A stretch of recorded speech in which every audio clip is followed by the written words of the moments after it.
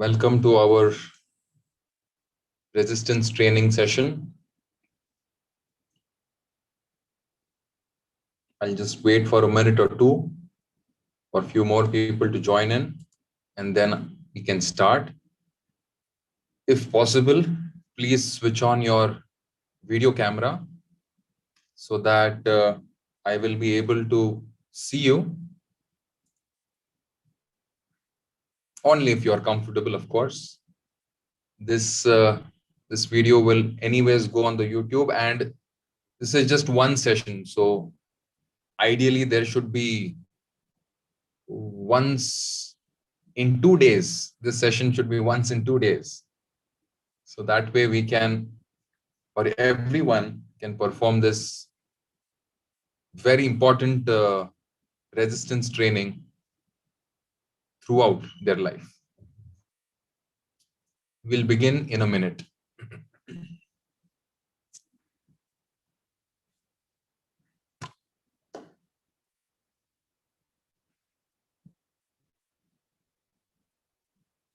So I will have to welcome all of you again after I start the recording. All right. So don't think that I'm crazy.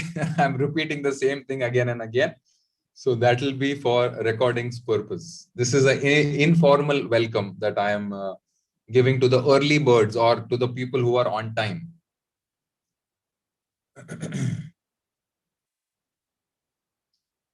So we have Ria with us. Ria is our co-teacher.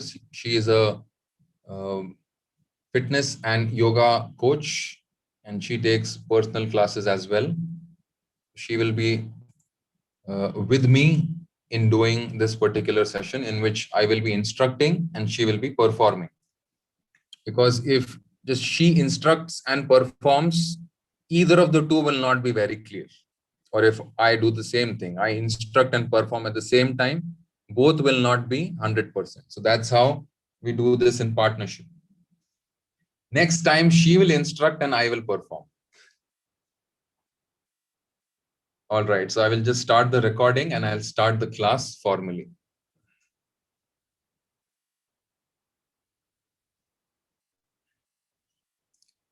Kirti, it's so nice to see you. Vivek, so nice to see you. Known faces. All right.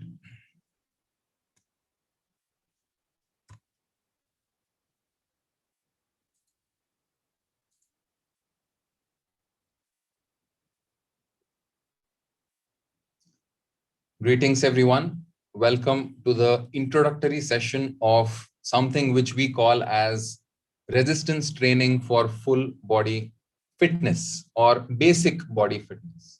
As the name says, basic body fitness. So this type of training is not a very high, lofty goal focused. This is not if you want to become a bodybuilder or a performance athlete and all that. But this type of exercise that we will be demonstrating today is meant for an average to an above average person to maintain their proper physical fitness in terms of muscular strength, in terms of skeletal strength, in terms of cardiovascular strength. Apart from this, all the other systems are somehow the other connected to these three. If you take care of these three, automatically the other systems fall in place. You may also wonder that this is Govardhan School of Yoga, and how come Govardhan School of Yoga is performing resistance training with the TheraBands and these resistance tube and bands? What is happening here?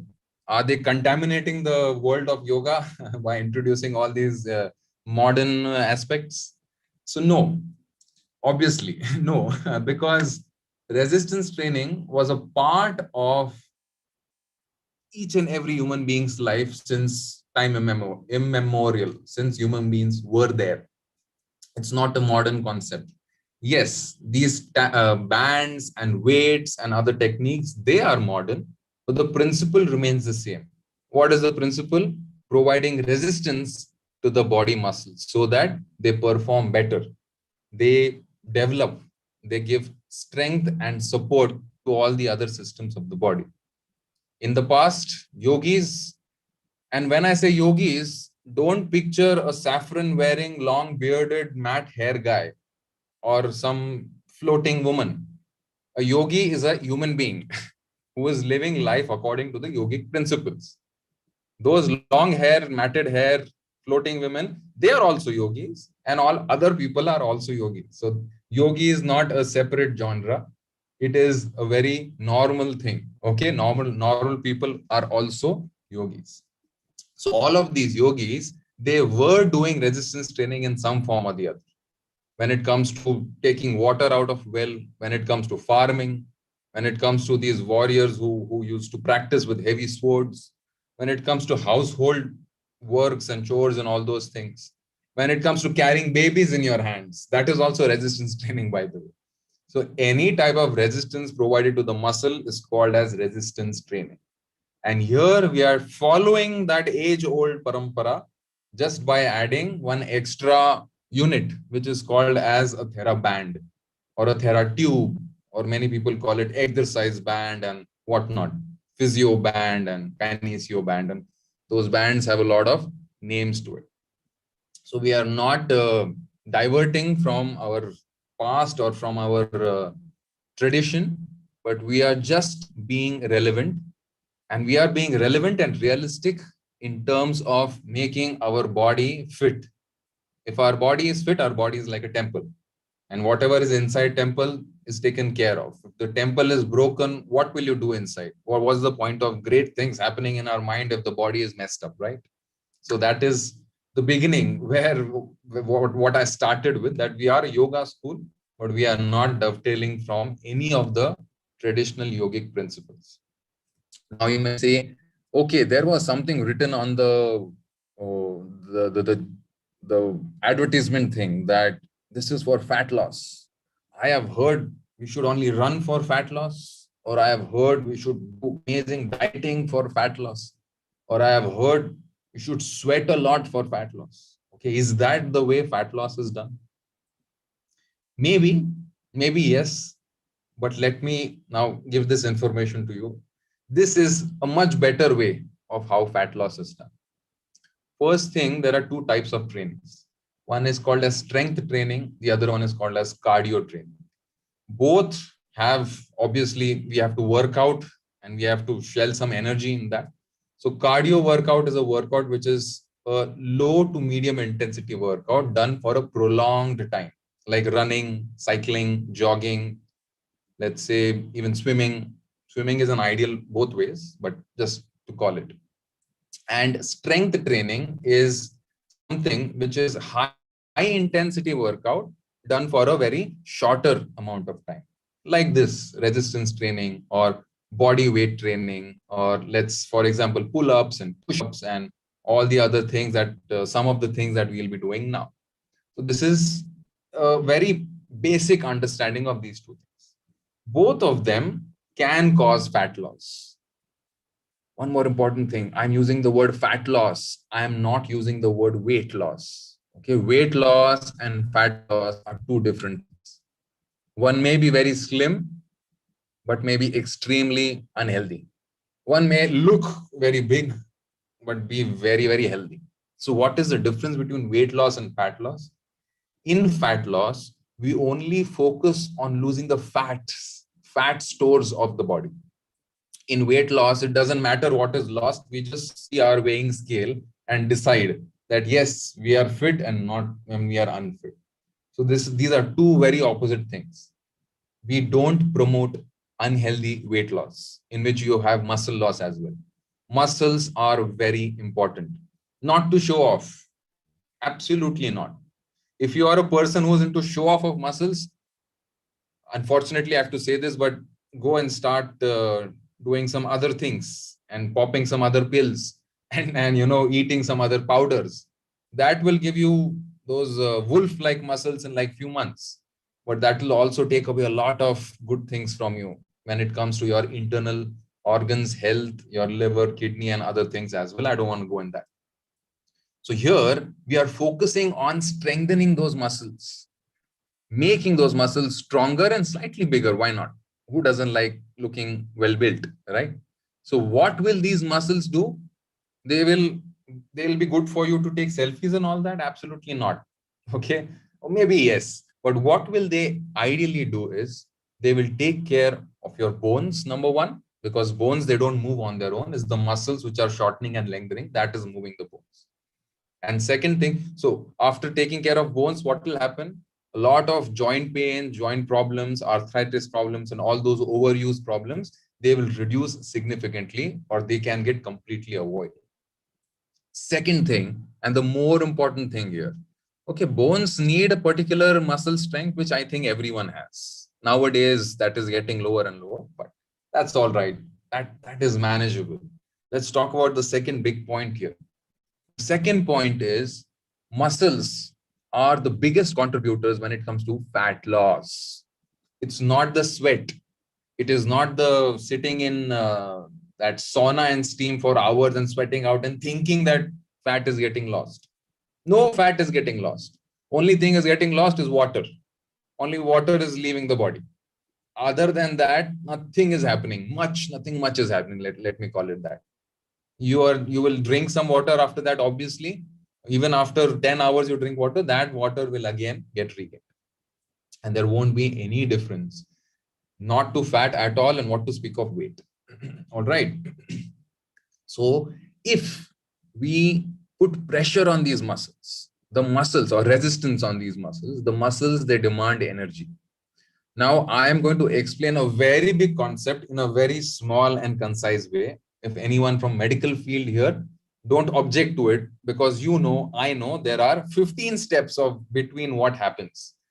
Fat doesn't convert into muscle. Okay, number one. What will giving resistance to muscle do is it will make the muscles hungry. I'm saying it in a very user-friendly language.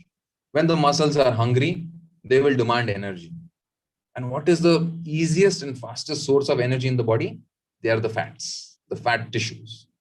And that's how the fats are recruited. I mean, now don't get into this hallucination and imaginations that, oh, the fat is walking down to the muscle and becoming muscle. No, it's a very complex process, but I'm saying it in a very user-friendly way. You make the muscles work hard, you make the muscles hungry, and that's where they will demand energy. And that energy comes from fats. Yes, there are other proteins, ATP, ADP molecules, creatine, and all those things. They are also included, and so are fats. So that is how muscle training is a big part of fat loss. Third point, what happens when we do caloric deficit or dieting? It's a very similar thing as resistance training, but without giving resistance to muscles, we are just stopping the energy intake of the body. So if we are eating 5 chapatis, we start eating 3 chapatis. So the body, which is used to 5 chapatis, ends up asking, oh, where are the other 2? And it starts searching for them. But we haven't given it. So they will start searching. And where will they end up going? They will end up going to the reserved store, the storeroom, which is the fats. Here, there is a slight contraindication. If we are just dieting and not doing any workout, our body will reduce its metabolic needs. And it will work the other way for worse. It will end up making your organs weaker, all the internal organs weaker, because metabolism is also smart. It will say that, okay, I'm getting less food. Don't worry about recruiting the fats. Let us reduce the necessity of our body only. Okay, why to end up troubling those fats? They are living there so nicely. Correct. So they will keep it there and they will reduce the capacity of our internal organs, and which is worse. So it will reduce our metabolic rate. What is this metabolic rate? In a nutshell, it is when our body is resting or not doing any other work, the amount of energy which is required to run all the internal organs like brain, heart, eyes, lungs, and kidneys and livers and all that. They all need energy, right? So somewhere around 1300 to 1600 calories is considered as an average metabolic need. So what happens in this unhealthy caloric deficit or unhealthy dieting is the metabolic need reduces. And that's how the organs, instead of getting stronger and better, they end up getting weaker. You feel, oh, there is weight loss, I'm looking slim, this and that. But in a long run, it's a complete no. All right. So this was in a nutshell. Why are we doing? What are we doing? All right. What is the benefit of strength training? It is not just for people who, to go to the gym and, bulk up and all that. That is all the additional benefits. But here, what we are trying to explain is it is not just to look photogenic and, physical, athletic and all that. It is to take care of the two very important aspects of your body. One, first, the skeletal system, the joints and all the other joint related problems. There are like n number of problems. And second is the fats, not to allow the fat reserve to get bigger. Where am I heading towards? Am I saying, okay, there should be no fats in the body? You should look completely shredded and all that? That is also another extreme. We are not going there at all. We don't want to go there at all. Just tell me one thing. Just share your observation with me in your mind, because obviously I won't ask you to speak back, or else there'll be chaos here. Share your observation with me in your mind. You must have visited a lot of temples.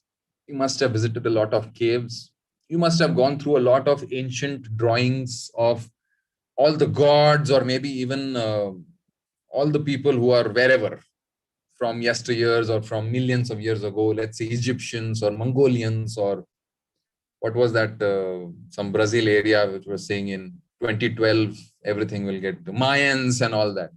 All right. So just try to remember all these pictures and all these deities and all these drawings, and tell me, even did you saw even one drawing where the picture or the deity or the murti had eight pack abs, or had a chest completely shredded, or had these biceps in complete low curl and everything? Tell me, six packs abs. Which deity have you seen which has six packs abs? And not just deity. I'm not going to the religion here.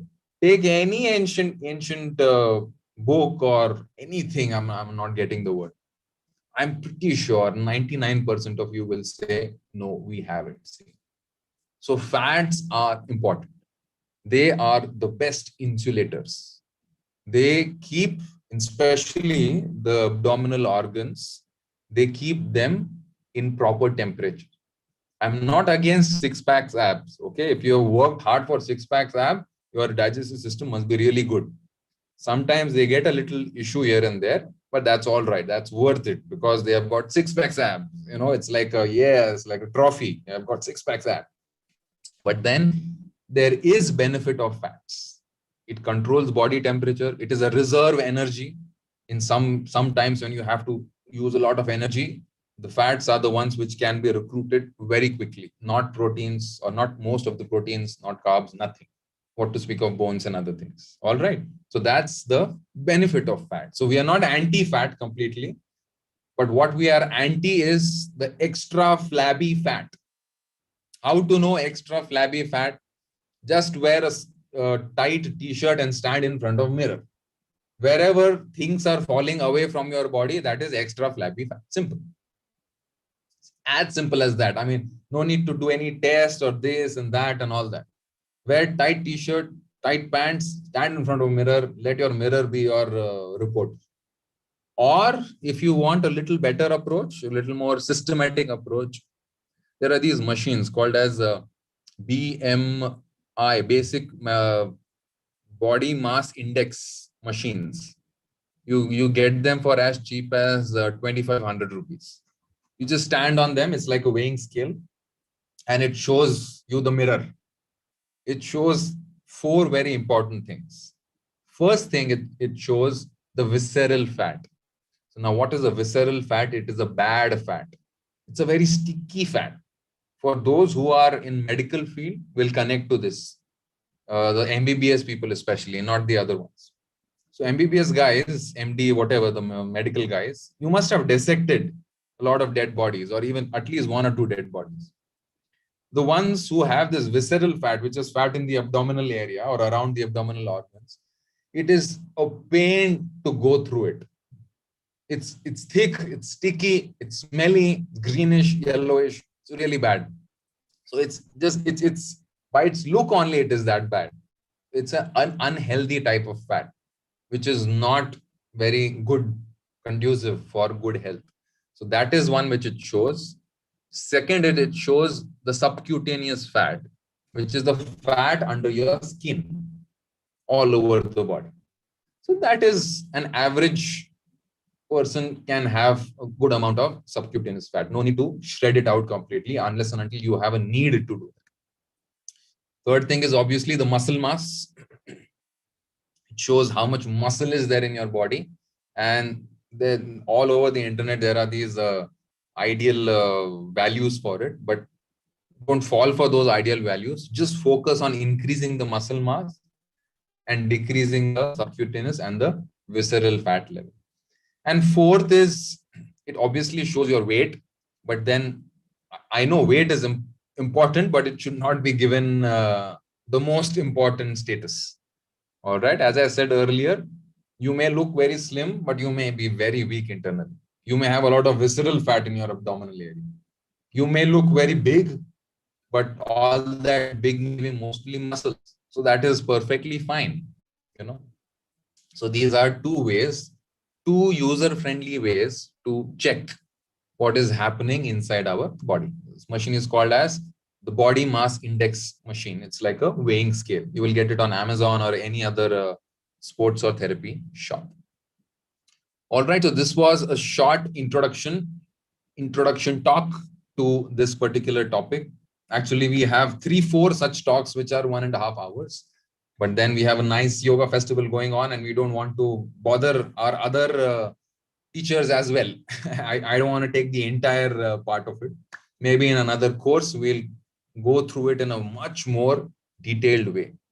In next 5 minutes, I will talk about what we'll be doing next in this first introductory session.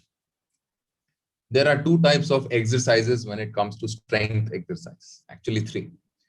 One is which are called as compound movements, compound exercises. Second, which are called as isolated exercises, where we isolate the muscle. And third, which is isometric, where we hold the position for a longer time. So what today, or what in this session, or in most of our sessions, we focus on are the compound movements. Compound movements are movements where more than one joint or more than 2 joints sometimes are active. So this reduces the time, and in less time, it gives very similar benefits to all the isolation movements as well. For example, what is an isolation movement? Let's say the bicep curl, where only one joint is moving, the bicep exercise. This is called as an isolation. But a compound movement will be a military press, where now the shoulder and the elbow both are active. So now in this movement, my biceps are also getting the benefit and my shoulder muscles are also getting the benefit. So similar amount of energy spent, or maybe a little more, but much more amount of work done. So this is the difference between these 2. So we'll be mainly focusing on compound exercises. We have a schedule of almost 8 to 12 months when it comes to this resistance training. Today, we'll be doing the first introductory session, which I workout 2. So today we'll be doing a very, let's say, a little more than half intensity of full body workout 1, where we'll be doing 3 exercises. After a little warm up of 5 minutes, we will start by doing squats. After that, we'll be doing some push-ups, and after that, we'll be doing some standing rows. So all these 3 movements or these 3 exercises basically take care of each and every muscle of the body. There is no need to go to a gym. I mean, going to a gym, it motivates you. I'm not against it. But just with this magic TheraBand that we have, it just brings gym or 75% of the gym in our house. How about that? Right? You can carry your gym basically to any part of the world. I personally am so in depth to this TheraBand that I can keep on paying these guys a monthly, um, monthly installment, so that they can just allow me to keep that band. And I actually pay them, and they give the band to me forever. But the value of this band is so high for me because it has done so much for me that I can keep paying these guys 500 rupees every month just so that they let me keep it. It's like that. Some weird survey was done about iPhones, and it was said that if iPhones stop producing iPhones, there will be people who are ready to pay the company to not stop producing iPhones. That much is people's dependence on iPhones. So that much they are addicted to iPhones, or not addicted, that much the iPhone has done for them, that they can keep paying Apple so that you don't stop. Don't give me iPhone, but don't give me the next phone. But I can keep on paying you so that you don't stop producing iPhone. So this similar concept is with me and the TheraBands and the exercise bands. Okay, I can keep paying them money so that they don't stop producing or they don't take away that band from me. So thank you so much for hanging around for 25 minutes and listening to my super quick theory class. Usually I take around 3 hours to speak all this, but as this is an introductory class, so this is to inspire all of you to take up to this type of practice and to give you a basic idea that this is not something modern, this is not something unnatural, and this is not, we are not, negating any principles, yogic or Vedic principles. We are all following that, just the way has changed. The well which we take water out from, that rope has got substituted by our Thera rope. All right, that's the only change. Everything else remains the same. So let us start our second half, which is the demonstration of just giving you an idea of what happens in this type of training. Ideally, this type of training, like Ria herself conducts these classes, and we have like almost a 9-month schedule, 9 to 12 months, where we have to keep on doing certain things, changing certain things, adding certain things, subtracting certain things. And that's how you get the best benefit out of it. But I mean, if you can do whatever in your capacity, it will be more than enough. How much time to spend to do this? I'll end with this. Guess what? Only 20 minutes. That's what is needed.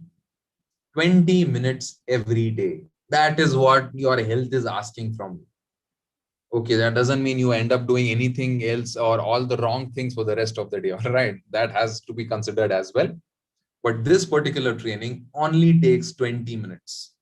And the reciprocation is an amazing muscular system, which ends up aiding or helping all the other systems of the body.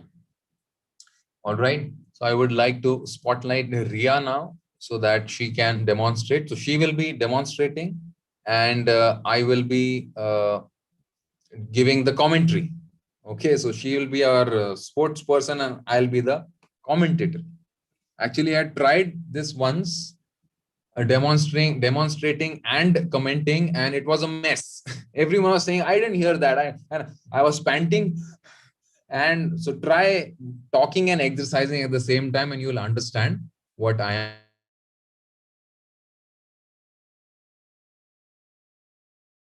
Ria.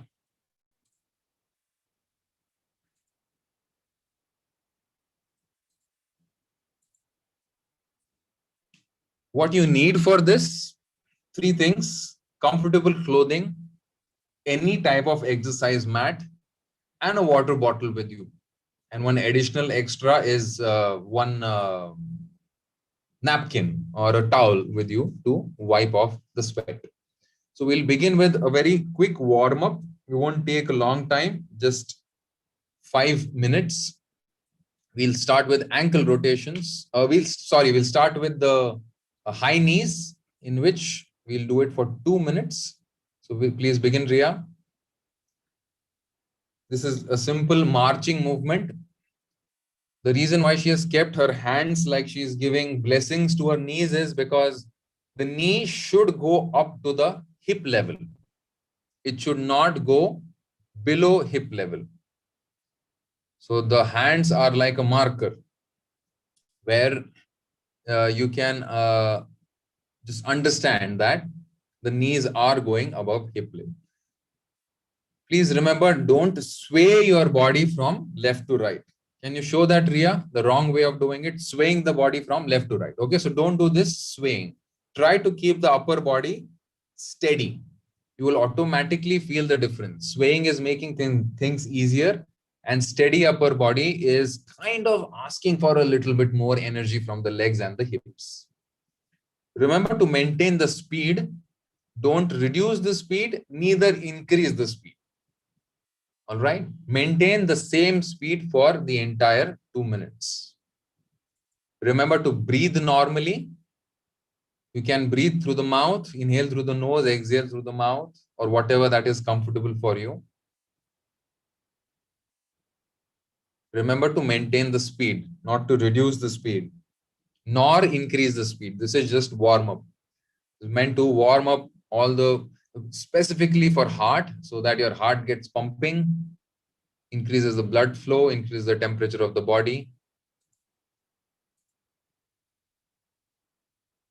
This may look easy, but by the end of 1.5 to 2 minutes, it starts showing its effect on the legs and the hips as well. So it's not that easy. Continue, don't stop, only 5 seconds more.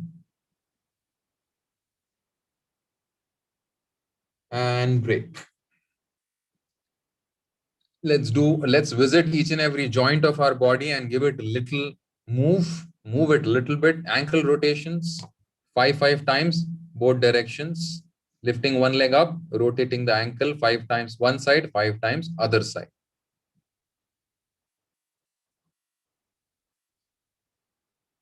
The other leg as well.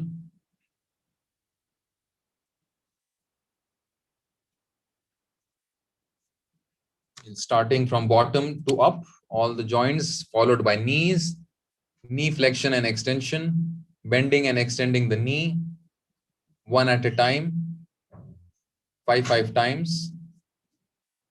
Don't swing the leg, only bend the knee. Very nice. Both legs, one by one, of course.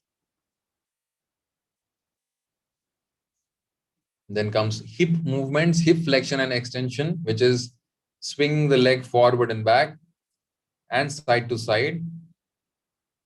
So forward and back is called as hip flexion and extension. Keep control over your leg. Don't just swing it out of control. Keep the upper body steady. You can move it a little bit, but not too much. You can take support of the wall as well.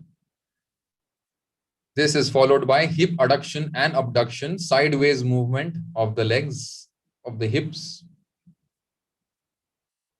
5 times.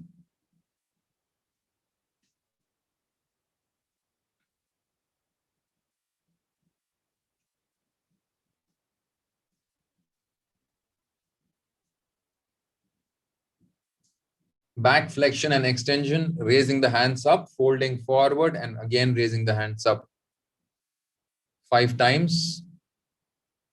Take care of your back. If you have back pain, you can bend the knees as well.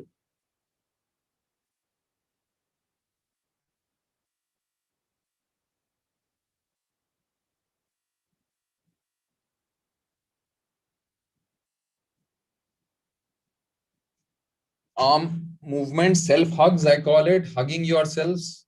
Complete hugs 5 times. Once left hand up, right hand down. Second times right hand up, left hand down. 5 times each. So total 10 times. Opening the chest completely while opening the arms. Once that's completed, gentle spine movement, spine rotation, left side and right side. Keep the arms relaxed. 5 times each side.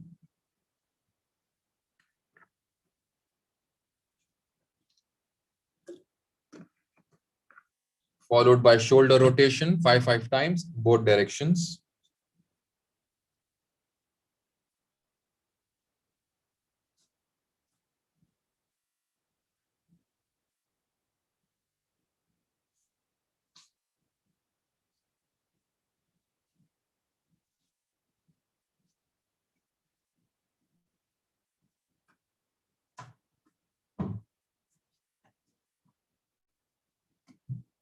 You can also do another variation, 3 times each. Tip of the fingers on the shoulders and then rotating the arms, the elbows in a way. Yeah. 3 times clockwise, 3 times anti-clockwise.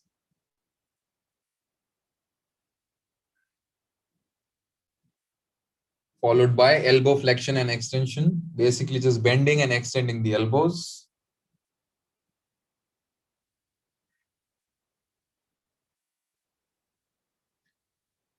5 times each. Followed by wrist rotation. 5 times, both directions.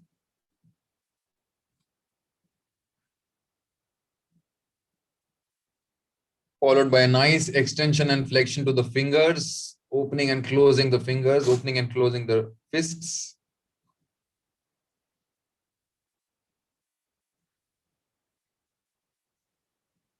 Followed by gentle neck movements, up, down, left, right, side to side, 3 to 5 times each. When it comes to neck, please take care. Don't extend or flex the neck too much. It should be a very mild 50% of your max movement. Doesn't matter much for the neck, but we should not end up injuring it. Go easy on the neck, everyone. Go easy on the neck. No heavy movements when it comes to neck. Take care of your neck. I personally don't like rotation, but if you want to do it, do it. I'm not a big fan of neck rotation. If you are doing it, do it at 50% range of movement. Don't completely tilt the neck back and forward and to the left and right. As if the neck is just floating on the head. Like those things that they keep in the car, then only the head moves.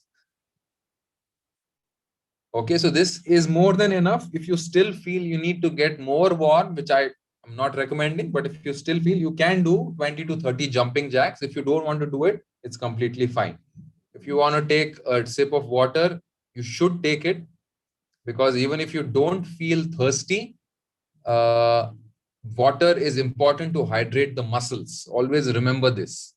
Even if you're not feeling thirsty, that doesn't mean you don't drink water. In the middle of resistance training, strength training, you should take small sips of water every now and then. It will not have any negative impact. In fact, it will have a much more positive impact. It will postpone the exhaustion. Getting the band as well. We'll begin with squats. One of the best ultimate exercises of all time. No one can debate this. Putting one side of the band below your feet, hip width, shoulder width distance between the feet, wearing the band on the shoulders over the head. Hands in whatever position. Some people like to fold it forward. Some people like to keep the hands straight forward. Some like over the head. Some like besides the hips, whatever is comfortable for you. First angle is the front angle. Second set we'll do from the side angle. We'll be just doing 2 sets each, 10 repetitions only for this session. Let's begin. Inhaling, squat down, and exhaling up. 1. Inhaling down, exhaling up. 2. Inhaling down, exhaling up.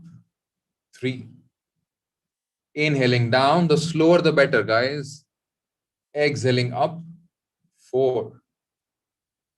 Inhaling down, exhaling up. 5. Inhaling down, make the knee follow the path of the toes. Exhaling up. 6. Inhaling down, exhaling up. 7. You can exhale from the mouth. Inhaling down, exhaling up. 8. 2 more. Inhaling down, exhaling up.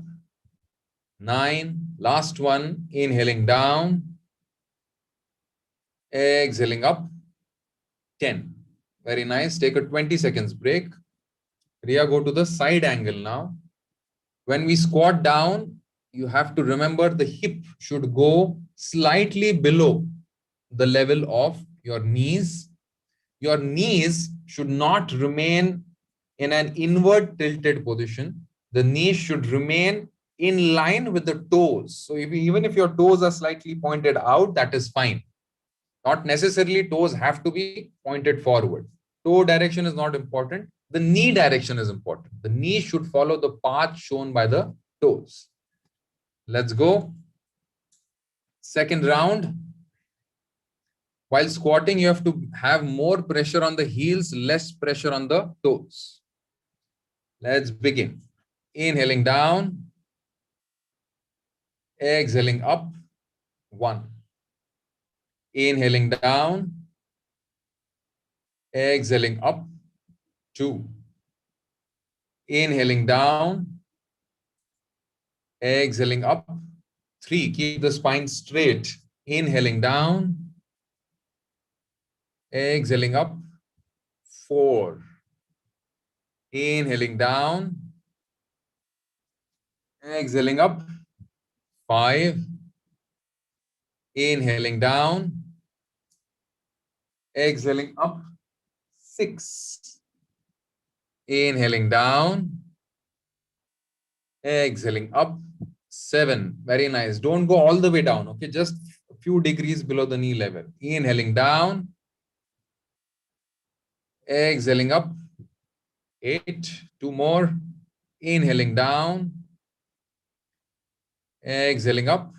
9. Last one. Inhaling down. Exhaling up. 10. Nice. Let's take a 1-minute break. Take a sip of water. There's this notion everywhere that they say while doing squats, the knees should not cross the line of the toes. All right. Let's say in a way, some idealistic way, it may be right, but not necessarily right. What if you have a longer shin bone or a longer femur? Then what? Obviously, it will go forward. What we need to take more care of is what part of the foot is getting more pressure. Is the heel part of the foot which should get more pressure, not the toes. The heel should not come off the ground. If that is done, try your best to push the knees back, bring them in line with the toes. If it's happening, fine. If it's not happening, equally fine. Don't bother about it too much. The second one is push-ups. So now for push-ups, either you can take the band and do the push-ups, or if you don't want to take the band, push-ups is anyways a lot of resistance of your body. So you can do it without the band as well. For a lot of people who prefer doing with band but can't do it, they can do the knee push-ups. All right. So you either do normal push-ups if you can, or do the knee variation ones in which you're throwing the band behind your back and holding it below your palms and you're on your knees. Ria, can you take the band for the first set?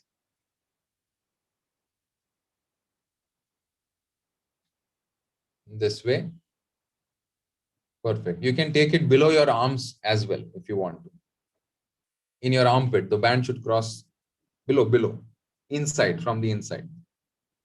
Yes, something like that. Correct. Remember, when it comes to knee push-ups, you're not taking your forehead down to the mat, you're taking your chest down to the mat, and the center of the chest will come in line with your thumbs. Okay, so you're moving forward and down, you're not just dropping down. Take a good distance, 2.5 1.5, 2 feet distance between your knees and palms. Palms in line with the elbows, in line with the shoulders. And observe the thigh here, the thigh bone. It is not perpendicular to the floor, but it's slightly tilted forward. All right, that's how the better position is. Let's begin. Inhaling, go down, bring the chest in line with the thumbs, and exhaling up. 1. Inhaling down, exhaling up. 2. Inhaling down, exhaling up. 3. Inhaling down, exhaling up. 4. Inhaling down, exhaling up. 5. Inhaling down, exhaling up. 6. Inhaling down, exhaling up. 7. Inhaling down, exhaling up. 8. Come on. Inhaling down, exhaling up. 9. Last one. Inhaling down and exhaling up. 10. Nice. Let's take a 1-minute break. A little technical things about push-ups. You must have heard it somewhere that the elbow should remain close to the body. Yes, that is right, but is not necessarily right. In the beginning, the elbows can be slightly flanked out, let's say around 45-degree-ish. Try and not make it completely 90. It's not very bad though, but try your best to bring the elbows 45 degrees. So below, completely close to the body, let's say if it's 0, then slightly flanking it out makes it 45.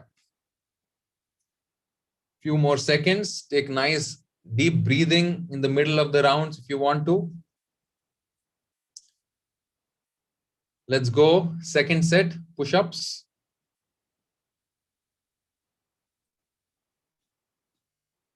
Get yourselves ready. Remember, the thigh bone is not perpendicular to the floor. It is slightly in an inclined position. Ready? If you want to try full push-ups, you can as well. Inhaling down. Exhaling up. 1. Inhaling down. Exhaling up. 2. Inhaling down. Exhaling up. 3. Inhaling down. Exhaling up. 4. Inhaling down. Exhaling up. 5. Very nice. Inhaling down. Exhaling up. 6. Very good. Inhaling down. Exhaling up. 7. Very good. Inhaling down. Exhaling up. 8. Inhaling down. Last 2. Push. Exhaling up. Strong exhale from the mouth. 9. Last one. Inhaling down. Exhaling up. 10. Fantastic. Take a 1-minute break. Drink a little water if you need to. Wipe off the sweat if you want to.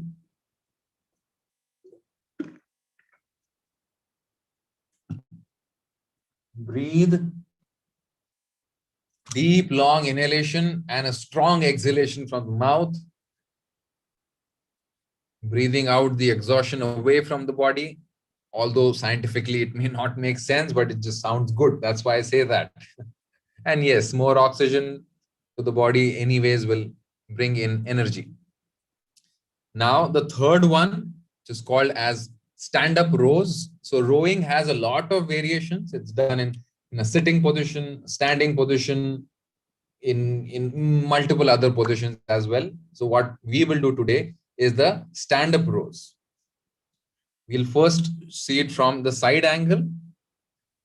Hip width distance between the feet. Placing the band below the feet. Make sure both the sides of the band are equal. One is not more or less. Either hold the band as if you're holding a rope or hold the band as if you're holding a bag, a shopping bag. First thing, most important thing, the spine is straight. If it's 90 degree parallel to the floor, fine. Even if it's slightly raised up, equally fine. It doesn't make a very big difference, but don't hunch the spine. Second thing, you have to slightly bend the knees to avoid that excessive strain to the lower back. Okay, if you want, you can keep straight also, but it is slightly more advisable, especially for heavy lifts, heavy loads, to slightly keep the knees bent. Third thing, when you will pull up the band, try to bring the band towards your hips and not towards your chest. Okay, so pull the band back and up, not just up. All right, so get into your pre-positions, everyone.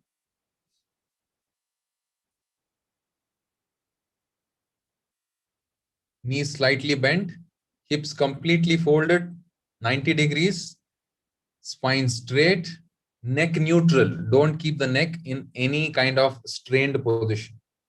When you will pull the band up, the elbows remain closer to the body. All right, let us begin. Exhale,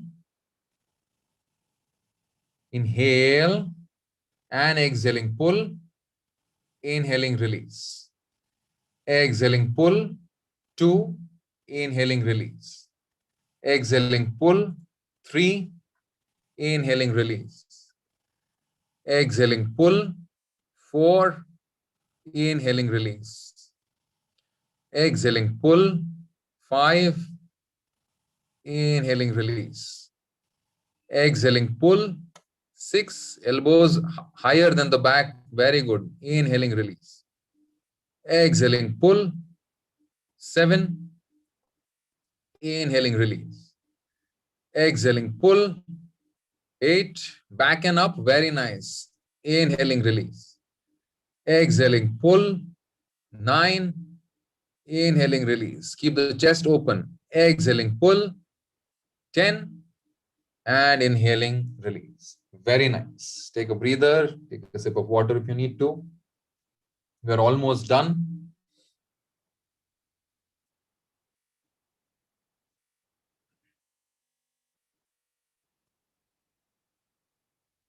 Good job, everyone. See, these are very basic movements that we are doing, but its results are fabulous. It's absolutely fabulous results if we are consistent. That is the key word here, the golden word. Let's go second at the last round. Hip width distance between the feet. Soles firmly grounded. The heel should not go up. Holding the band properly. Both sides of the band are equidistant. One is not less or more. You can just pull it and you will feel it in your arms that, oh, one is more, one is less. Ready? Get into your pre-position. Last set, last round. Maybe we'll do one extra, 11. Inhale and exhaling up. 1, inhaling down. Exhaling up, pull back and up. 2, inhaling down. Holding the flex position for a little longer can be more beneficial. Exhaling up. 3, hold, inhaling down. Exhaling up. 4, hold, inhaling down. Exhaling up. 5, hold, inhaling down. Exhaling up. 6, hold, inhaling down. Exhaling up. 7, hold, inhaling down. Exhaling up. 8, hold, inhaling down. Exhaling up. 9, hold, inhaling down. Exhaling up. 10, hold, inhaling down. Last one, exhaling up. 11, hold, and inhaling down. That's it. That's it. As simple as that. I bet it was not very strenuous. It was, but it was not much. So if we just do this much consistently, I mean, not just this much, there is a full body workout too as well. And there are much more variations in which we change the pattern of doing these things, which is almost 6 to 9 months of a schedule. So just by doing this 20 minutes of exercise per day, or even if you want to do it alternate days, it is fine. It will end up giving, it'll end up having a lot of benefits. Let's do some quick stretches now. Just sit in any comfortable position. Just 5 minutes, we'll get done in with the stretches. Tilt the neck to one side with the help of your hand. Hold the position for a second or two, and then to the other side. Okay, don't pressurize the neck too much, all right? Now turning to one side, hold for 3 to 5 seconds.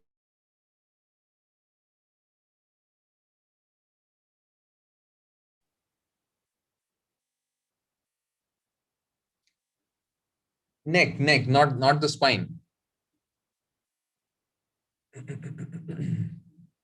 One side and the other. 3 to 5 seconds. Bringing one arm across your body, pushing it down with the other, pushing it in with the other palm. Okay, continue. And then the other side, if you can show it from the other angle, back angle. So the palm should come straight in the middle between the scapulas, and you should push the elbows down. Don't turn the neck to left or right or forward or back side. Keep it straight. Very nice. And the other one is bringing one arm across the body and pushing it in with the other arm. These are stretches for the arms, the shoulders, the back, the neck muscles, triceps. 3 to 5 seconds each side.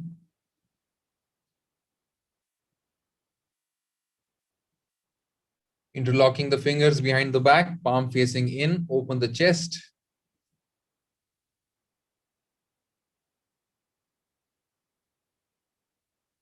Hold for 3 to 5 seconds. And the same thing in the front now, interlocking the fingers forward, palms facing in, hunch the back.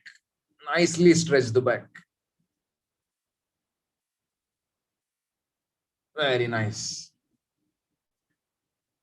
One hand to one side, raising the other hand up and tilting to one side.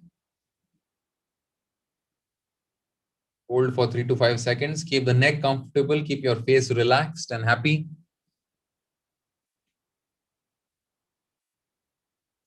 And to the other side.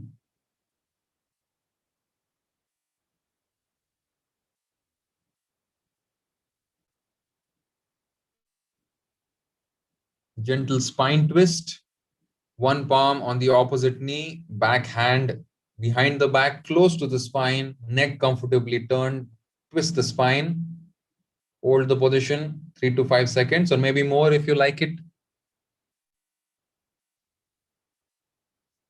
And then the other side.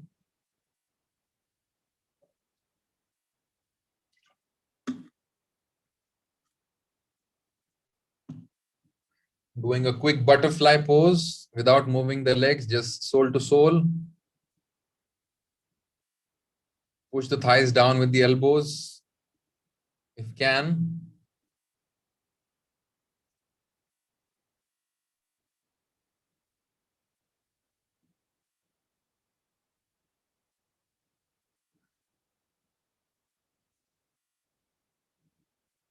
Half forward fold. One sole to the inside of the other thigh, one leg straight. Either with both the hands or single hand, fold forward towards the leg, hold the position. Breathe. 3 to 5 seconds, or maybe more if you like it. Why not? If you have the time. Switching to the other side. This is not yoga, all right, guys. This is just stretching. Yes, yoga is a form of stretching. or stretching is a form of yoga, but then when it comes to yoga, it has a much more deeper understanding to it and not just stretching the muscles of the body. Holding for 3 to 5 or more seconds.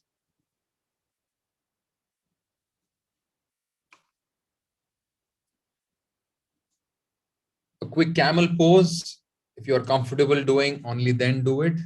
Or you can do a modified position of keeping the hands on the hips. So this is the easy variation of camel pose. You can do arms towards the heels and hold the position, toes pointing in or out, whatever is comfortable. Hold for 3 to 5 seconds or more. Transitioning to the child's pose, folding forward, distance between the knees, lengthen the arms forward, lengthen the spine.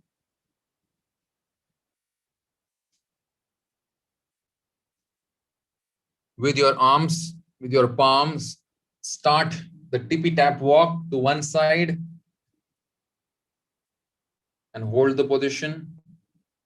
Tilt, turn your body to one side. Tap your palms as much as to the side as possible and then to the other side, 3 to 5 seconds. Imagine you're holding a mop in your hand and cleaning the floor.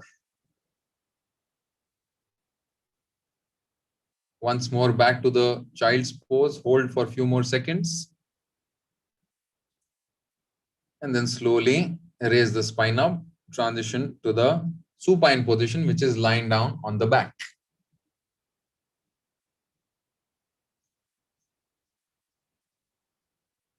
Here we'll do the figure 4 position or threading the needle position. Bending one leg and knee, keeping the other ankle on top of the knee, and then grabbing the leg which is on the mat, the shin, and pulling the knee up towards the chest. You can keep the head down, no need to raise the head up. This is just a gentle stretch happening, so we don't want to put any excessive strain on any muscles. Hold this for, let's say, 10 seconds, 10 counts, whatever. Once 10 seconds are done, switch the legs.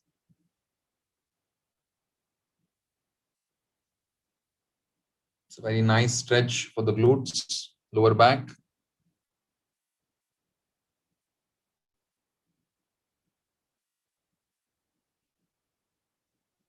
Once this is done, just lie down in Shavasana for 1 minute.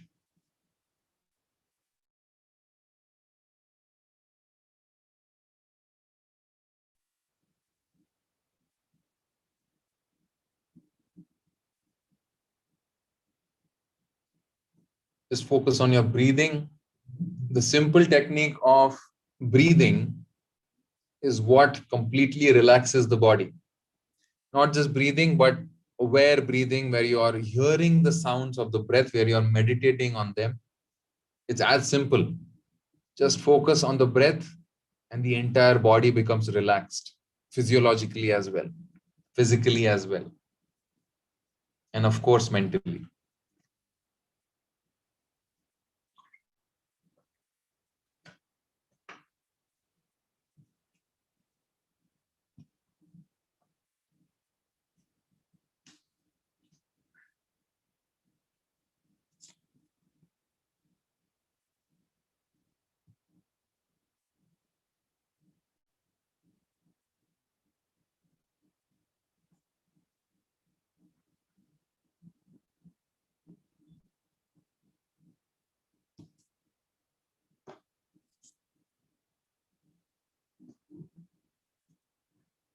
Preparing to release the Shavasana. I know you will appreciate a longer one, but for 20 minutes, you get only 1.5 minutes of Shavasana. It is ideal not to sleep after a workout because it reduces its impact on our endocrine system, especially, and the muscular as well. Bringing the feet together, stretching our hands up over the head, giving your body a nice stretch. Turn to one side and slowly come up to a sitting position.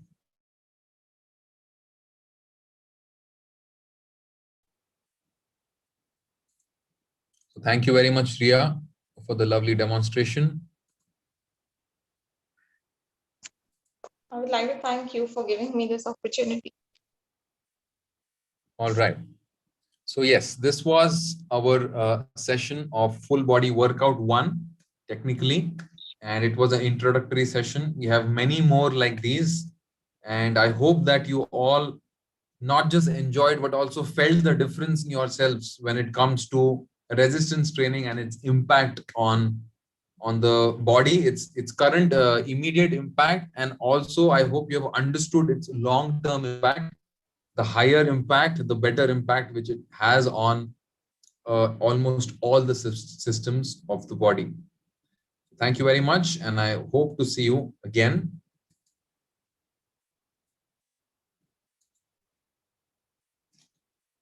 All right. So this was for the recording stop thing.